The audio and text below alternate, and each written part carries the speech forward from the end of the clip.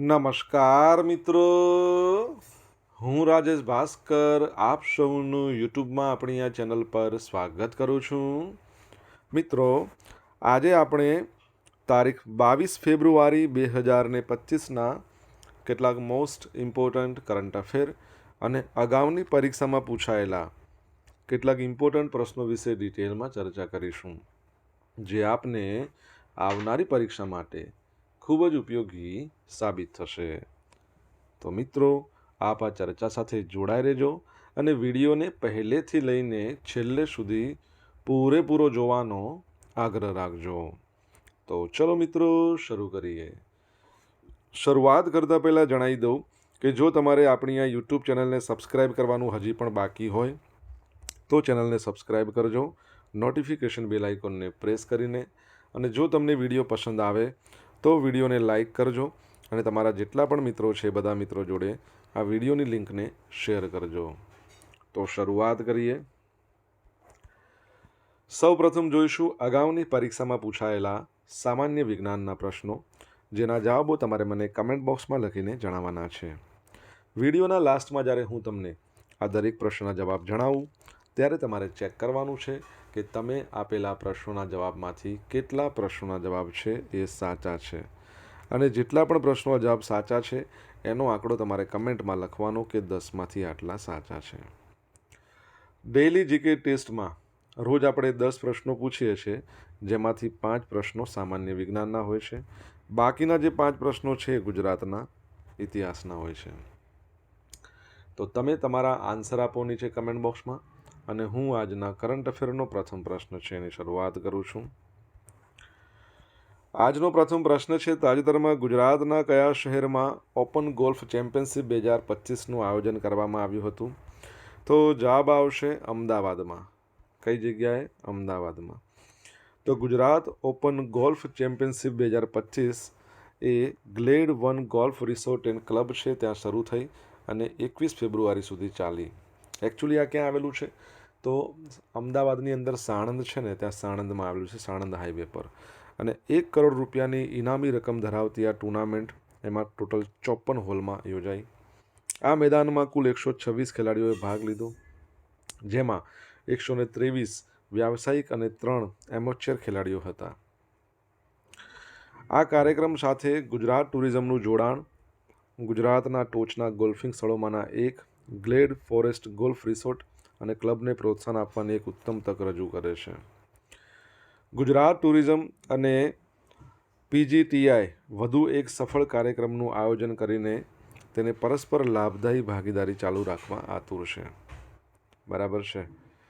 Professional golf tournament of India આનું full form છે. જો ગોલ્ફની વાત કરીએ ને એટલે તમને યાદ આવવું જ જોઈએ એક નામ છે, જે રીતે આપણે ક્રિકેટની વાત કરીએ સચિન તેંડુલકર યાદ આવે. બરાબર છે. એ જ પ્રમાણે અમેરિકાના એક બહુ મોટા ગોલ્ફર છે, તમને નામ ખબર હોય તો કમેન્ટ બોક્સમાં લખીને જણાવી શકો છો. સેકન્ડ નંબરનો પ્રશ્ન છે, દર વર્ષે વિશ્વ વિચાર દિવસ ક્યારે મનાવવામાં આવે છે? શું છે? વર્લ્ડ થિંકિંગ ડે, વિશ્વ વિચાર દિવસ. તો દર વર્ષે 22મી ફેબ્રુઆરીના રોજ મનાવવામાં આવે છે, એટલે કે આજના દિવસે વર્લ્ડ થિંકિંગ ડે. તો વર્લ્ડ થિંકિંગ ડે 22 ફેબ્રુઆરીએ વિશ્વવ્યાપી તમામ ગર્લ સ્કાઉટ્સ, ગર્લ્સ ગાઈડ્સ, અન્ય ગર્લ જૂથો છે એના દ્વારા ઉજવવામાં આવે છે. આ દિવસ વિશ્વભરના સાથી ભાઈઓ બહેનો વિશે વિચારવા, તેમની ચિંતાઓને નિભાવવા, માર્ગદર્શન આપવા, એનો જે સાચો અર્થ સમજવા માટે મનાવવામાં આવે છે. પીસ બિલ્ડિંગ, ગર્લ ગાઈડિંગ અને ગર્લ સ્કાઉટિંગના કેન્દ્રમાં છે. છેલ્લા 100 વર્ષો જેટલી જ મહત્વપૂર્ણ રીતે સંબંધિત છે. આ વર્ષનું વર્લ્ડ થિંકિંગ ડે એટલે કે વિશ્વ વિચાર દિવસ છે, એની થીમ છે અવર સ્ટોરી, આપણી વાર્તા. અને અહીંથી મને એક બીજો પ્રશ્ન થયો જે તમારા માટે છે, જેનો જવાબ પણ તમારે કમેન્ટ બોક્સમાં લખવાનો છે. વિશ્વ ધ્યાન દિવસ આપણે ક્યારે મનાવીએ છીએ?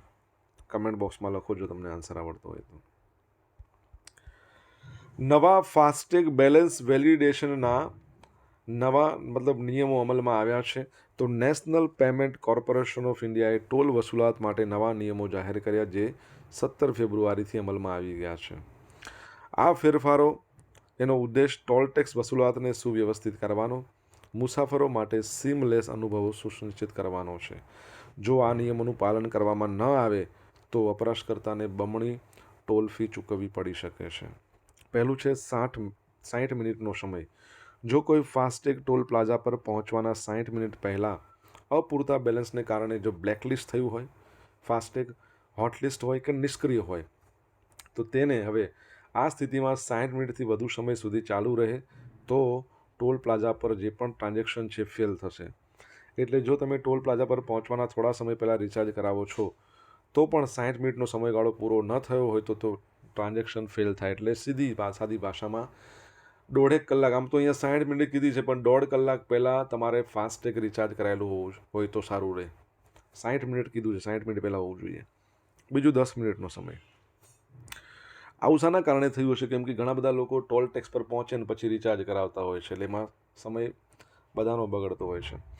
10 મિનિટનો સમય. જો ફાસ્ટેગ સ્કેન થયા પછીના 10 મિનિટમાં જો તે ફાસ્ટેગ બ્લેકલિસ્ટ થાય, નિષ્ક્રિય રહે તો પણ વ્યવહાર છે ને ફેલ જ થાય, ટ્રાન્ઝેક્શન ફેલ કહેવાય.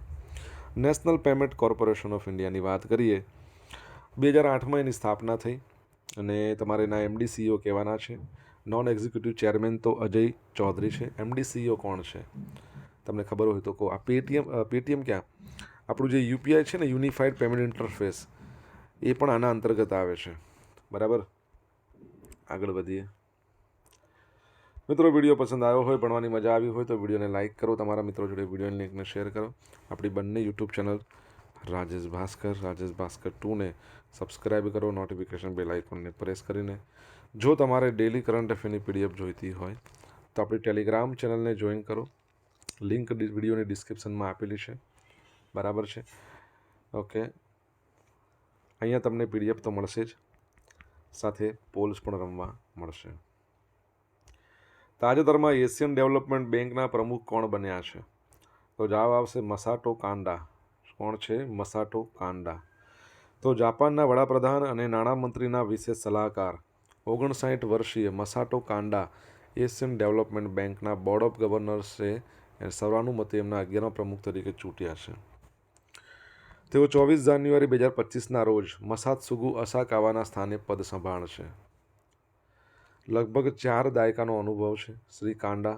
એમણે જાપાનના નાણાં મંત્રાલયમાં મુખ્ય નેતૃત્વ ભૂમિકાઓ નિભાવી છે, જેમાં આંતરરાષ્ટ્રીય બાબતોના નાણાં ઉપમંત્રીનો સમાવેશ થાય છે. તેમને નાણાકીય ક્ષેત્રની નીતિ, મેક્રો ફિસ્કલ નીતિમાં વ્યાપક અનુભવ છે. તેમણે નાણાકીય સેવા એજન્સીની અંદર ડેપ્યુટી કમિશન, બજેટ બ્યુરોના ડેપ્યુટી ડિરેક્ટર જનરલ, નીતિ આયોજન સંકલન માટે ડેપ્યુટી વાઇસ ચેરમેન તરીકે પણ સેવા આપી છે.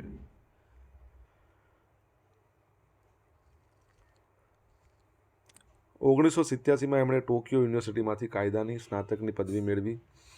1991માં ઓક્સફર્ડ યુનિવર્સિટીમાંથી અર્થશાસ્ત્રમાં MPhilની પદવી એમણે મેળવી. એશિયન ડેવલપમેન્ટ બેંક જો વાત કરીએ તો 1966માં એની સ્થાપના થઈ. હેડક્વાર્ટર છે ફિલિપાઇન્સના મનીલામાં. તમને ખબર હોય તો ફિલિપાઇન્સ વિશે આપણે ભણ્યા હતા કે આપણા ભારતની એક મિસાઇલ સિસ્ટમ છે, બરાબર છે, એના માટે $200 મિલિયનના કરાર કર્યા છે, $200 મિલિયન. તમને ખબર હોય તો તમે કમેન્ટ બોક્સમાં લખીને જણાવી શકો છો. બરાબર. અને સાંસ્કૃતિક આદાન પ્રદાન કાર્યક્રમ એ પણ રિસન્ટલી યોજાઈ ગયો. ભારત અને ફિલિપાઇન્સના 75 વર્ષના રાજદ્વારી સંબંધોની ઉજવણીના ભાગરૂપે શ્રી તિરુવલ્લુવર જેવો એક તમિલ કવિ હતા, એમની મૂર્તિ છે એનું પણ અનાવરણ કરવામાં આવ્યું, એ પણ યાદ રાખજો. તાજેતરમાં ભારતના તમામ જિલ્લાના નાગરિકોને ઇમરજન્સી આરોગ્ય સુવિધા પૂરી પાડવા કેટલી એર એમ્બ્યુલન્સ ખરીદવામાં આવશે? તો 788. તો ભારતના તમામ જિલ્લાના નાગરિકોને ઇમરજન્સી આરોગ્ય સુવિધા પૂરી કરવા માટે 788 એર એમ્બ્યુલન્સ ખરીદવામાં આવશે, જેના માટે $1 અબજ, લગભગ 86 અબજ રૂપિયાથી વધુની ડીલ કરવામાં આવી છે. IIT મદ્રાસ સાથે જોડાયેલ સ્ટાર્ટઅપ આ એર એમ્બ્યુલન્સ સપ્લાય કરશે, જેને દેશના તમામ જિલ્લામાં તૈનાત કરવામાં આવશે. આ 788 એર એમ્બ્યુલન્સ ભારતની અગ્રણી air ambulance company ICATT international critical care air transfer ટીમને આપવામાં આવશે. પછી એ શું કરશે કે એર એમ્બ્યુલન્સ દરેક જિલ્લામાં તૈનાત કરશે. પ્લેન કંપનીનો ઉદ્દેશ 2025ના છેલ્લા ત્રિમાસિક ગાળા સુધીમાં એર એમ્બ્યુલન્સ સેવાનું સંચાલન શરૂ કરવાનો છે અને કંપનીની ઉત્પાદન ક્ષમતા વાર્ષિક 100 યુનિટ હશે.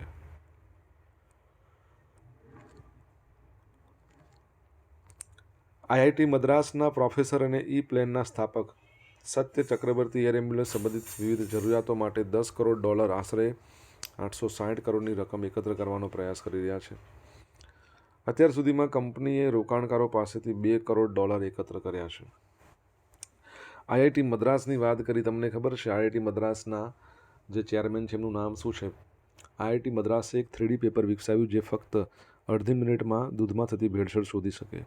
ભારતમાં પ્રથમ 3D પ્રિન્ટેડ ઘર પણ આઈઆઈટી મદ્રાસે બનાવ્યું છે. ભારતની પ્રથમ હાઇપરલૂપ મુંબઈથી લઈને પુણે એના માટે પણ આઈઆઈટી મદ્રાસ કામ કરી રહી છે. નિયો બોલ્ટ નામનો એક ઈ વ્હીલચેર બનાવી હતી દિવ્યાંગ લોકો માટે. બરાબર. હોમોસેપ નામનો એક રોબોટ બનાવ્યો હતો સેપ્ટિક ટાંકીઓ સાફ કરવા માટે. ભરોશ નામની ભારતની પ્રથમ સ્વદેશી મોબાઈલ ઓપરેટિંગ સિસ્ટમ બનાવી હતી. બરાબર છે. તો અને નેશનલ ઇન્સ્ટિટ્યુશનલ રેન્કિંગ ફ્રેમવર્કમાં ઓલ ઓવર કેટેગરીમાં આખા ભારતમાં સૌથી બેસ્ટ સંસ્થા આઈઆઈટી મદ્રાસ. બરાબર છે. તાન્ઝાનિયામાં એટલે આફ્રિકા ખંડના તાન્ઝાનિયામાં પોતાનું કેમ્પસ એણે ખોલ્યું છે આઈઆઈટી મદ્રાસે. બરાબર. તો આ પણ બધું યાદ રાખજો પરીક્ષાની દ્રષ્ટિએ, અગત્યનું છે. આના સિવાય તમને યાદ આવતું હોય તો કમેન્ટ બોક્સમાં લખો. સ્થાનિક સ્વરાજની ચૂંટણીના પરિણામો જાહેર થયા છે. તાજેતરમાં ગુજરાતમાં નગરપાલિકાના ચૂંટણીમાં પરિણામોમાં 68માંથી 67 બેઠકના પરિણામો આવ્યા છે. જૂનાગઢ મહાનગરપાલિકા 68 નગરપાલિકા 3 તાલુકા પંચાયતની ચૂંટણી માટે 16 ફેબ્રુઆરીએ 57% જેટલું મતદાન પૂરું થયું હતું. નગરપાલિકાની ચૂંટણીમાં 67માંથી 60માં તો ભાજપનો વિજય થયો છે. કોંગ્રેસ માત્ર 1 સલાયા. બરાબર છે. ઓકે. દેવભૂમિ દ્વારકા એની નગરપાલિકાની બેઠક મળી છે. પોરબંદર જિલ્લાની કુતિયાણા રાણાવાવમાં સપાની જીત થઈ છે. ડાકોર જિલ્લામાં ભાજપ અને અપક્ષ વચ્ચે ટાઈ થઈ ગઈ છે. ઓકે. તમને ખબર હોય રિસન્ટલી દિલ્હીમાં પણ ચૂંટણી યોજાઈ અને દિલ્હીના હવે મુખ્યમંત્રી નવા આવી ગયા છે, મહિલા મુખ્યમંત્રી. શું નામ છે એમનું ખબર હોય તો કમેન્ટ બોક્સમાં લખીને જણાવો. સોશિયલ મીડિયાના માધ્યમથી તમે મારી જોડે કનેક્ટ રહી શકો છો. મારું ઇન્સ્ટા આઈડી છે rajesh.i.bhaskar. મારું ફેસબુક આઈડી છે RI ભાસ્કર. અને આપણી જે ટેલિગ્રામ ચેનલ છે, બરાબર છે, એ કઈ છે? રાજેશ ભાસ્કર. અહીંયા તમને ડેલી કરંટ અફેરની PDF મળશે અને પોલ્સ પણ રમવા મળશે. જો ભણવાની મજા આવી હોય તો વિડીયોને એક લાઇક કરી દેજો. તમારા મિત્રો જોડે વિડીયોની લિંકને શેર કરી દેજો. ચેનલ સબસ્ક્રાઈબ કરવાનું બાકી હોય તો સબસ્ક્રાઈબ કરજો, નોટિફિકેશન બેલ આઇકોનને પ્રેસ કરીને. તાજેતરમાં કયા શહેરમાં વસંતોત્સવ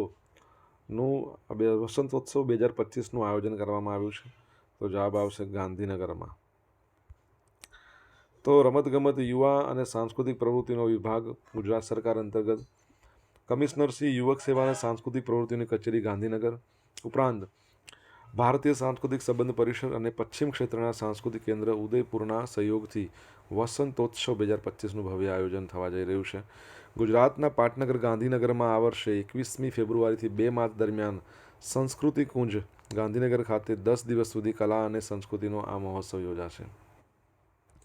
અત્યાર સુધી માત્ર દેશની વિવિધ રાજ્યોના જ કલાકારો પોતાની પ્રસ્તુતિ કરતા હતા, પરંતુ હવે માત્ર વિવિધ રાજ્યોના અને વિવિધ દેશોમાંથી આવેલા વિદેશી કલાકારો પણ આ વસંતોત્સવના લોકકલા મહોત્સવનો એક ભાગ બનશે અને તેમની આગવી કલાકૃતિ કલા રસિકોને આ ઉત્સવના માધ્યમથી નિહાળી શકશે.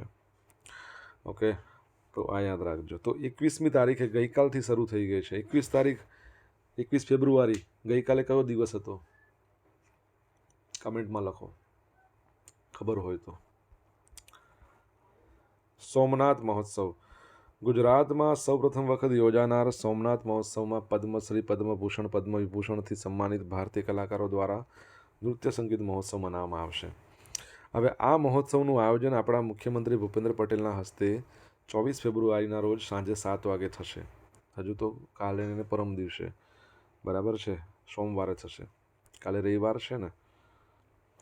રાજ્યના પ્રવાસન વિભાગ, ઇન્દિરા ગાંધી કલા કેન્દ્ર વડોદરા દ્વારા આયોજિત આ સમગ્ર મહોત્સવ દરમિયાન સન્માનિત ખ્યાતનામ કલાકારો દ્વારા 3 દિવસ અને રાત્રિ દરમિયાન મહાશિવરાત્રિની જે પાવન ઘડીએ વિશેષ સંગીત પ્રસ્તુતિઓ રજૂ કરવામાં આવશે. આ ઉપરાંત અહીંયા વાદ્યમ નાદસ્ય યાત્રા પર વિશેષ પ્રદર્શનનું આયોજન પણ કરવામાં આવશે. આ ત્રિદિવસીય સોમનાથ મહોત્સવમાં 24 ફેબ્રુઆરીના રોજ સાંજે પદ્મ વિભૂષણ ડૉક્ટર સોનલ માનસિંહ એમના દ્વારા નાટ્યકથા પ્રસ્તુત કરવામાં આવશે. સોમનાથ પરથી સોમનાથ મંદિર યાદ આવ્યું, બરાબર. જય સોમનાથ નામની નવલકથાના લેખક કોણ? કનૈયાલાલ માણેકલાલ મુનશી. અને સોમનાથ મંદિર છે એ મંદિરનું ટ્રસ્ટ છે, એના જે ચેરમેન છે એ કોણ છે એ તમારે કહેવાનું છે, કમેન્ટ બોક્સમાં લખવાનું છે.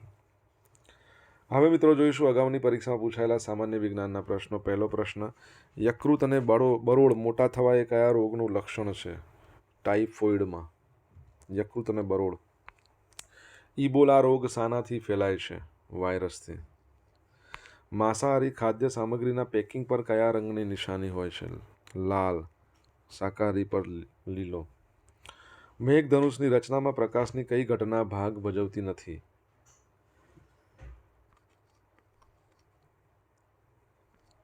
શોષણ. સામાન્ય રીતે ડહોળા પાણીને ચોખ્ખું કરવા માટે ઘરમાં વપરાતા રસાયણનું નામ શું છે? ફટકડી. ડહોળા પાણીને ચોખ્ખું કરે, ફટકડી. હવે જોઈશું અગાઉની પરીક્ષામાં પૂછાયેલા ગુજરાતના ઇતિહાસના પ્રશ્નો. પહેલો પ્રશ્ન, નર નારાયણાનંદ મહાકાવ્યના સર્જનહાર કોણ છે?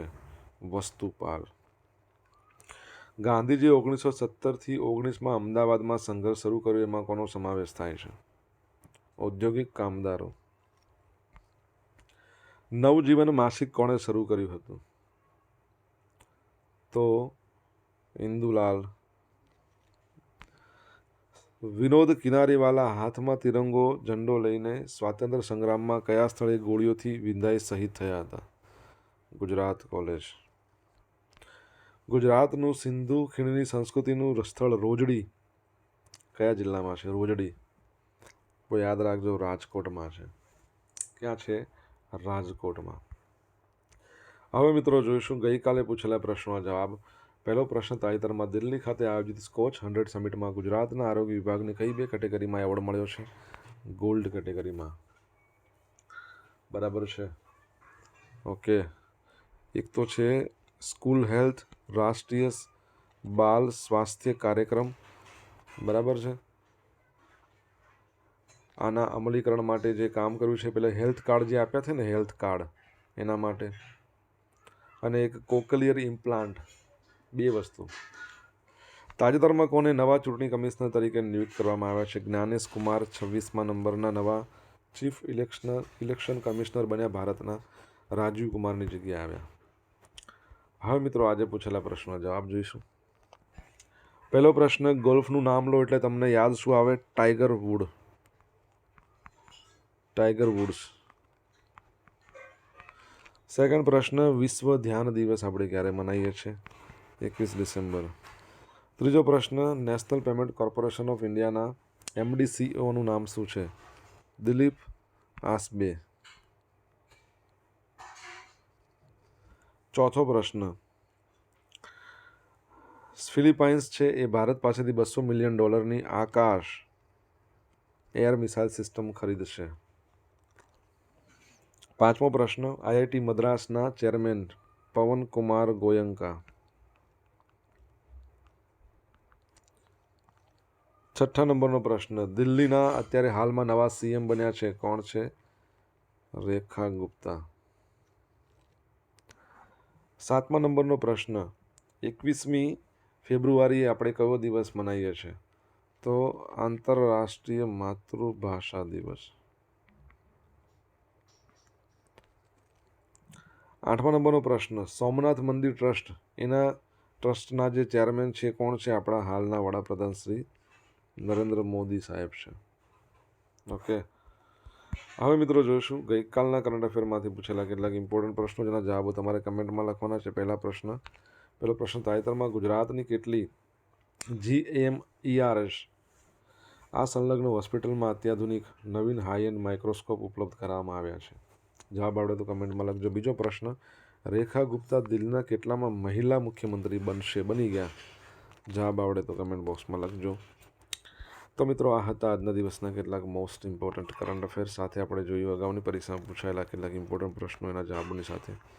આશા રાખું બધાને ભણવાની મજા આવી હશે. મજા આવી હોય તો વિડીયોને લાઇક કરો, તમારા મિત્રો જોડે વિડીયો લિંકને શેર કરો. આપણી બંને યુટ્યુબ ચેનલ રાજેશ ભાસ્કર 2 એને સબસ્ક્રાઈબ કરવાની બાકી હોય તો સબસ્ક્રાઈબ કરો, નોટિફિકેશન બેલ આઇકોનને પ્રેસ કરીને.